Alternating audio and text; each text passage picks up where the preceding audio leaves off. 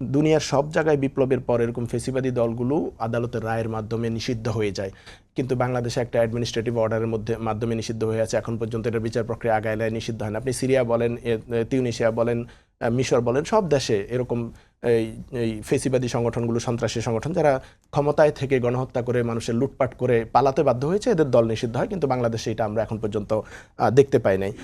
এর বাইরে অপ্রাপ্তির জায়গায় যদি বলেন যে আমাদের রাজনৈতিক যে সংস্কারের জায়গাটা দরকার ছিল, এই জায়গাটায় সরকারের অনেক গাফিলতি আমরা দেখেছি, বা অনেক জায়গায় এটাকে অবমূল্যায়ন করা বা গুরুত্ব কম দেওয়া হয়েছে। যেমন গণভোটটাকে বাস্তবায়ন করা হয় নাই, এটাকে একরকমের অবজ্ঞা করা হয়েছে জনগণের মতামতকে, রায়কে। এরপরে ধরেন আপনার আমাদের যে সাংবিধানিক প্রতিষ্ঠানগুলো, দুদক, মানবাধিকার কমিশন বা গুম কমিশনের ধরনের কমিশনগুলো ল্যাপস করে দেওয়া হয়েছে। বলা হয়েছিল যে আরও অধিকতর সংশোধন করে নিয়ে আসবে, কিন্তু আমরা ওভাবে আসলে এখন পর্যন্ত দেখছি না।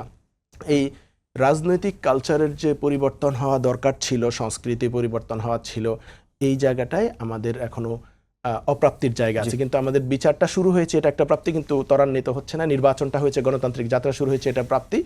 আমরা আরও অনেক প্রত্যাশা আমাদের ছিল, সেগুলো বাস্তবায়ন হচ্ছে না। সেগুলো বাস্তবায়নের ব্যাপারে সরকার দল, বিরোধী দল সহ সক্রিয় সকল সংগঠনকে অ্যাক্টিভলি ভূমিকা রাখা দরকার।